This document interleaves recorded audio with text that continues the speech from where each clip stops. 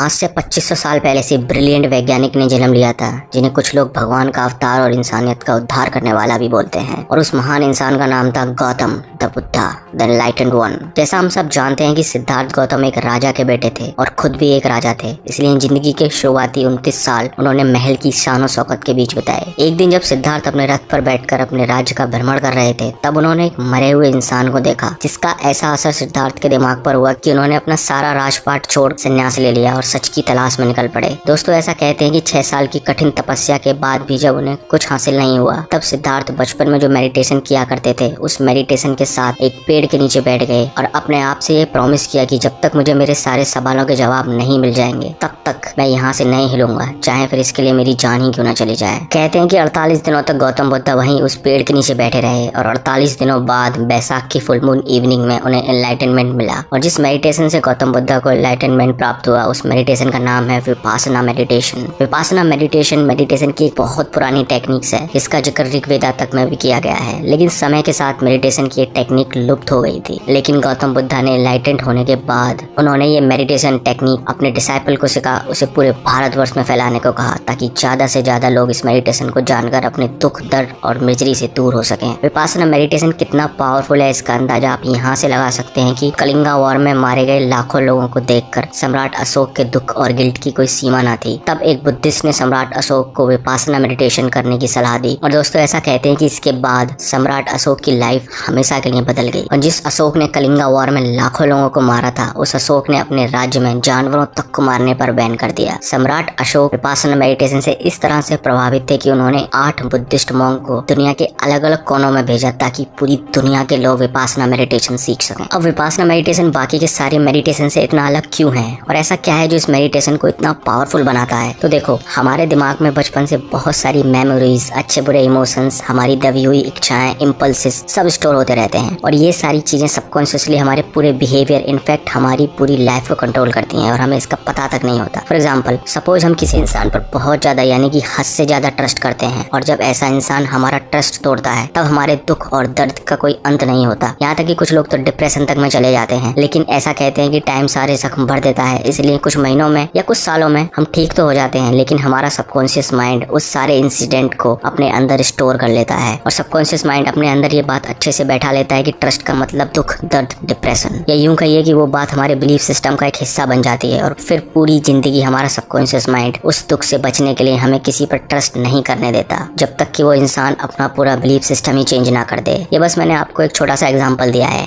ऐसे ना जाने कितने अच्छे बुरे बिलीफ से हमारा सबकॉन्शियस माइंड भरा पड़ा है। इसलिए 1937 में लियोपोल्ड सिजोंडी ने ह्यूमन पर्सनैलिटी के सबसे डीपेस्ट बिहेवियर को समझने के लिए एक ह्यूमन पर्सनैलिटी टेस्ट इन्वेंट किया था, जो कि आगे चलकर सिजोंडी टेस्ट के नाम से फेमस हुआ। लेकिन ये सब मैं आपको क्यों बता रहा हूँ, क्योंकि विपासना मेडिटेशन के लाखों फायदों में से एक फायदा ये भी है कि विपासना मेडिटेशन से आप अपने डीपेस्ट टू डीपेस्ट सेल्फ को जान पाएंगे। विपासना मेडिटेशन कितना पावरफुल है और ये किस हद तक इंसान की लाइफ में चेंजेस ला सकता है, इस बात का अंदाजा आप यहाँ से लगा सकते हैं कि विपासना मेडिटेशन भारत की तिहाड़ जेल से अमेरिका की डोनाल्डसन प्रिजन तक में कैदियों के बिहेवियर को सुधारने के लिए कराया जाता है, ताकि कैदी बाहर जाकर दोबारा से क्राइम ना करें। अब मैं ये नहीं बोल रहा हूँ कि आप लोग सब क्रिमिनल हैं ना। विपासना मेडिटेशन के 94 देशों में 202 से ज्यादा सेंटर हैं, जिसमें लाखों लोगों को विपासना मेडिटेशन सिखाया जाता है। सब जानते हैं कि विपासना मेडिटेशन आखिर है क्या। विपासना शब्द 2 शब्दों से मिलकर बना है, वी एंड पासना। वी का मतलब होता है विशेष और पासना का मतलब होता है देखना, यानी कि विशेष तरीके से देखना। विपासना के बारे में बौद्ध धर्म के ग्रंथ सतीपट्ठान सुत्ता और महासतीपट्ठान सुत्ता में बहुत डिटेल्स में बताया गया है। तो उन्हीं ग्रंथों के अनुसार विपासना मेडिटेशन को 4 भागों में बांटा गया है: कायानुपासना, वेदानुपासना, चित्तानुपासना एंड धम्मानुपासना। फर्स्ट, कायानुपासना। विपासना मेडिटेशन की शुरुआत सांसों पर ध्यान लगाने से होती है। बाकी के मेडिटेशन टेक्निक में सांसों को लंबा और गहरा लेने को कहा जाता है, ताकि हमारा दिमाग जल्दी से शांत हो सके। लेकिन विपासना मेडिटेशन में आपको ऐसा कुछ नहीं करना है। इस मेडिटेशन टेक्निक में आपको बस अपनी सांसों पर ध्यान लगाना है, चाहे सांस छोटी हो या लंबी हो या गहरी हो, उसे बदलना नहीं है। अपनी और अपनी सांसों की सच्चाई को देखना है। अब ऐसा 2 रीजंस की वजह से किया जाता है। फर्स्ट, हर 9 सेकंड के अंदर हमारे दिमाग में कोई दूसरी थॉट आ जाती है, तो उस 9 सेकंड के साइकिल को तोड़ने के लिए हमें सांसों पर ध्यान लगाने को कहा जाता है, ताकि हमारा कंसंट्रेशन गहरा हो सके और हम रियल विपासना मेडिटेशन को ठीक से कर सकें। दूसरा, जब आप कुछ दिनों तक अपनी सांसों पर ध्यान कर लेंगे, तो आपकी नोज के आसपास आपको कुछ सेंसेशन फील होने शुरू हो जाएंगे। तो इसलिए पूरी बॉडी में सेंसेस की अवेयरनेस को इंक्रीज करने के लिए सांसों पर ध्यान लगाने को कहा जाता होता है। अब सांसों पर ध्यान लगाने के अलावा जो आपको एक और काम करना है वो ये है कि जब भी आप किसी चीज को देखें तो उस चीज से उसकी आइडेंटिटी को हटा दें। देखो, बचपन से ही हमारे दिमाग को प्रोग्राम करना शुरू कर दिया जाता है कि ये कुत्ता है, ये बिल्ली है, ये पेड़ है, ये गाय है, एक्सेट्रा एक्सेट्रा। अब 2 मिनट के लिए अपने दिमाग से निकाल दो कि ये कुत्ता है,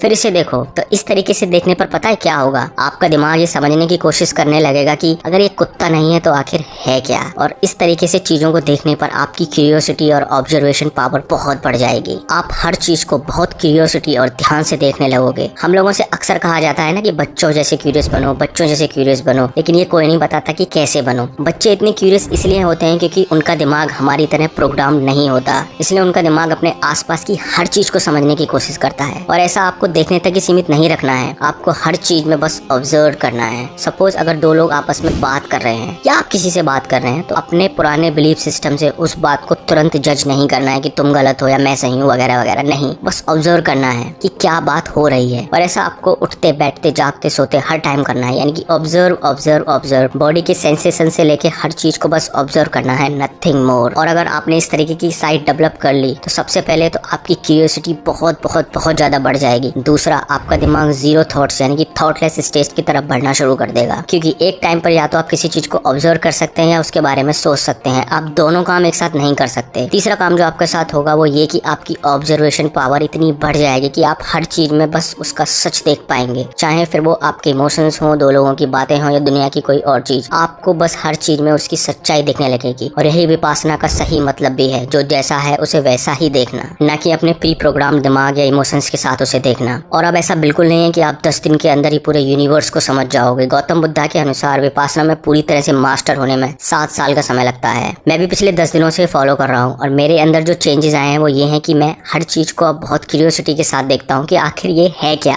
और सेकंड, मुझे हर चीज को देखकर अब ग्रेटिट्यूड की फीलिंग आने लगी है, क्योंकि अब मैं अपने दिमाग से बाहर निकलकर अपने आसपास की दुनिया को ऑब्जर्व कर रहा हूँ, जो कि बहुत खूबसूरत है। तीसरा एक्सपीरियंस जो इस तरह से देखने का मुझे हुआ है वो ये कि मुझे फील होने लगा है कि I know nothing about this vast universe. सड़क पर पड़े पत्थर को देखकर ये बोल देना कि ये पत्थर है बहुत आसान है। अगर उसी पत्थर से उसकी आइडेंटिटी हटा दी कि ये पत्थर है तो घंटों तक उस पत्थर को देखते रह जाओगे, लेकिन ये समझ नहीं पाओगे कि आखिर है क्या। देखो, मैं इस एक्सपीरियंस को वर्ड्स में पूरी तरीके से नहीं समझा सकता, क्योंकि वर्ड्स की अपनी एक लिमिटेशन होती है। आप इस चीज को खुद से एक्सपीरियंस करें और मैं आपको गारंटी दे सकता हूँ कि ये सच में एक बहुत कमाल का एक्सपीरियंस है। सेकंड है वेदानुपासना। वेदना यानी कि फीलिंग्स, विपासना यानी कि विशेष तरीके से देखना, यानी फीलिंग्स को विशेष तरीके से देखना। विपासना मेडिटेशन सेंटर से जेल में जो विपासना मेडिटेशन प्रैक्टिस कराई जाती है वो यही वेदानुपासना प्रैक्टिस कराई जाती है, क्योंकि हम और हमारा दिमाग फीलिंग्स के साथ बहुत जुड़े हुए होते हैं और हमारा दिमाग हर तरीके की फीलिंग्स पर रिएक्ट करना चाहता है। फॉर एग्जाम्पल, अगर हमें गुस्सा आता है तो हम गुस्से के हिसाब से रिएक्ट करते हैं। अगर हमें किसी चीज से अच्छी फीलिंग्स आती हैं तो हम उस फीलिंग्स को प्रोलॉन्ग करना चाहते हैं। या फिर अगर जब हमें दुख दर्द की फीलिंग होती है तो हमारा दिमाग उस फीलिंग से जल्दी निकलना चाहता है। कहने का मतलब यह है कि हमारे दिमाग में आने वाली हर थॉट पर हमारा दिमाग रिएक्ट करना चाहता है और इसी की वजह से हम अपनी इमोशंस के गुलाम बनकर रह जाते हैं। सो इसीलिए विपासना मेडिटेशन सेंटर और जेल में विपासना मेडिटेशन के कोर्सेज के दौरान एक इंसान को लगभग दिन के 11 घंटे मेडिटेशन करना होता है। अब आप खुद सोचो, 30 मिनट एक जगह बैठने पर हमारी हालत खराब होने लगती है, तो 11 घंटे मेडिटेशन करने में कितना दर्द होता होगा। और यही इस वेदानुपासना मेडिटेशन की ट्रिक है कि आपको उस 11 घंटे में होने वाले दर्द पर कुछ रिएक्ट नहीं करना, बस उसे ऑब्जर्व करना है कहाँ दर्द हो रहा है। जैसे ही आप उस दर्द को थोड़ी देर ऑब्जर्व करोगे, दर्द खत्म हो जाएगा। फिर बॉडी के किसी दूसरे पार्ट में दर्द होना शुरू हो जाएगा। जब आप उस दर्द को भी थोड़ी देर ऑब्जर्व करोगे तो वो दर्द भी खत्म हो जाएगा। इसी तरह से आपको अपनी हर फीलिंग के साथ करना होता है, चाहे वो फीलिंग्स गुस्से की हो, दुख की हो, दर्द की हो या अच्छी फीलिंग हो। जब आप इस मेडिटेशन में मास्टर हो जाओगे तो आप अपने आप में और अपनी फीलिंग्स में डिफरेंस कर पाओगे और आप समझ जाओ कि feelings and emotions are temporary. इस स्टेट में आपको कोई भी थॉट, कोई भी इमोशंस परेशान नहीं कर सकते। आपके अंदर समता की भावना आ जाएगी, यानी कि आपका अपने ऊपर पूरा कंट्रोल हो जाएगा। आप समझ जाओगे कि I am not my thoughts and emotions. इसलिए जेल में वेदानुपासना मेडिटेशन कराया जाता है ताकि कैदी अपने आप में और अपने इमोशंस और फीलिंग्स में डिफरेंस कर पाए और अपनी फीलिंग्स के बस में आकर कोई उल्टा सीधा काम ना करें। हम अपनी फीलिंग्स और इमोशंस से किस तरह से चिपके हुए होते हैं, इस बात को the subtle art of not giving आगे आप समझ गए होंगे कि ऑथर मार्क मैंसन ने अपने topic feedback loop from hello में बहुत ही खूबसूरत तरीके से बताया है कि लेट्स सपोज हमें एक बहुत छोटी सी बात पर गुस्सा आया और तभी हमें ये रियलाइज होता है कि यार ये तो बहुत छोटी सी बात है, मैं इस बात पर गुस्सा कैसे हो सकता हूँ। सो जैसे ही आपको ये रियलाइज होगा कि आप बहुत बेकार सी बात पर गुस्सा हो रहे हैं, तब आपको फिर और गुस्सा आएगा। गुस्सा उस बात पर नहीं जो आपके साथ हुई है, गुस्सा आपको आएगा कि मैं किस तरीके का इंसान हूँ यार जो छोटी छोटी बातों पर गुस्सा करता हूँ। यानी कि आप रियल इंसिडेंट जो आपके साथ हुआ है उसे छोड़कर अपने गुस्सा पर गुस्सा करने लगोगे, जिसे author feedback loop from the hell कहते हैं। सो वेदानुपासना के अनुसार जैसे ही आपको गुस्सा आया और आपने उस गुस्से पर रिएक्ट करने की बजाय अगर उसे ऑब्जर्व कर लिया, तो आप इस so called feedback loop from hello से भी बच पाओगे, जिससे धीरे धीरे आपका अपने ऊपर कंट्रोल बढ़ने लगेगा। थर्ड है चित्तानुपासना। चित्ता यानी कि मन, विपासना मतलब कि विशेष रूप से देखना, यानी कि मन को विशेष रूप से देखना। मैंने इस वीडियो की शुरुआत में बताया था कि आप विपासना मेडिटेशन के थ्रू अपनी डीपेस्ट सेल्फ को जान सकते हैं, तो इसी चित्तानुपासना के थ्रू आप अपने अंदर छिपे डीपेस्ट सेल्फ को जान सकते हैं, क्योंकि चित्तानुपासना मतलब कि माइंड कॉन्टेम्पलेशन। मैंने अपनी एक वीडियो में बताया था कि हमारे दिमाग में एक दिन में लगभग 72,000 थॉट्स आते हैं और उन 72,000 थॉट में से 80 to 90% थॉट्स वेस्ट होती हैं। और ये बेकार थॉट्स हमारे ब्रेन में ठीक उसी तरह से काम करती हैं जैसे कि जब किसी नदी या तालाब में बहुत गंदगी या मिट्टी होती है तो उस नदी के तल को देखना बहुत मुश्किल होता है, लेकिन जब एक बार वो मिट्टी या गंदगी साइड हो जाती है तो हम उस नदी के धरातल तक देख पाते हैं। ठीक उसी तरह इन बेकार की थॉट्स के चलते हम अपने डीपेस्ट सेल्फ को नहीं जान पाते, क्योंकि हमारा दिमाग हर समय इन्हीं बेकार थॉट्स को सोचने में लगा रहता है। अब चित्तानुपासना मेडिटेशन के अनुसार आपको बस अपने थॉट्स को ऑब्जर्व करना है बिना रिएक्ट किए हुए। अब वो थॉट्स बहुत नेगेटिव भी हो सकती हैं या बहुत पॉजिटिव भी हो सकती हैं, लेकिन आपको उन थॉट्स पर कोई रिएक्शन नहीं देना है। थोड़े ही दिनों में आप समझ जाओगे कि आपको किस तरीके के थॉट्स आते हैं। आपको समझ आने लगेगा कि कौन सी थॉट्स बेकार हैं और कौन सी इंपॉर्टेंट। और जब आपका ऑब्जर्वेशन गहरा होता जाएगा तब आप अपने दिमाग के हैबिट पैटर्न समझने लगोगे, अपने दिमाग की इम्पल्सेस, अपने दिमाग की क्रेविंग्स समझने लगोगे। लेकिन इन सब थॉट्स को भी आपको बस ऑब्जर्व करते जाना है और धीरे धीरे ये सारी थॉट्स आपके दिमाग से खत्म होने लगेंगी और आपको समझ आने लगेगा कि even I am not my thought. जब आपका ऑब्जर्वेशन बहुत गहरा हो जाएगा तब आप एकदम शून्य की स्टेज में पहुंच जाओगे, जहां पहुंचने के बाद आपकी लाइफ में चमत्कार होने शुरू हो जाएंगे। फोर्थ है धम्मानुपासना। धम्मा यानी कि धर्म और विपासना यानी कि विशेष रूप से देखना, यानी कि धर्म को विशेष रूप से देखना या उसकी ट्रू फॉर्म में देखना। यहाँ पर बुद्धा ने जो टीचिंग्स दी हैं उसे ठीक से ऑब्जर्व करने को कहा है। अकॉर्डिंग टू बुद्धिज्म, एनलाइटनमेंट पाने के लिए एक बुद्धिस्ट को बहुत सारे रूल्स एंड रेगुलेशंस फॉलो करने होते हैं। जैसे कि बुद्धिज्म में एनलाइटनमेंट पाने की 7 मेन स्टेजेस होती हैं: mindfulness, investigation of the nature of reality, energy, Joy of rapture, relaxation और ट्रैंक्विलिटी, कंसंट्रेशन एंड इक्विनिमिटी। लेकिन एनलाइटनमेंट के लिए सनातन धर्म में 8 स्टेजेस होती हैं: यम, नियम, आसन, प्राणायाम, प्रत्याहार, धरना, ध्यान और समाधि। और इन स्टेजेस के अलावा काफी योग होते हैं जैसे कि भक्ति योगा, कर्म योगा, जिन्हें फॉलो करके एक इंसान एब्सोल्यूट में विलीन हो सकता है। ऐसे ही अलग अलग धर्म के अपने अलग अलग रूल्स एंड रेगुलेशंस होते हैं। इस बात से मुझे स्वामी विवेकानंद के जीवन की एक घटना याद आ गई। उनसे एक बार किसी ने पूछा कि Swami ji what is religion? तब उन्होंने कहा कि रिलीजन इज द रियलाइजेशन। जिस भी धर्म को आप फॉलो करते हो, क्या आपने उस धर्म को रियलाइज किया है? क्या आपने उस धर्म को खुद से एक्सपीरियंस किया है? जिस दिन आपको ये रियलाइज हो जाएगा उस दिन सारे रिलीजन आपको एक जैसे लगने लगेंगे। सो दैट्स ऑल दोस्तों, इस वीडियो के लिए इतना ही। वीडियो अच्छी लगी हो तो लाइक करें, सब्सक्राइब करें। अब इतना सब कुछ कर दिया है तो शेयर भी कर दें। Thank you so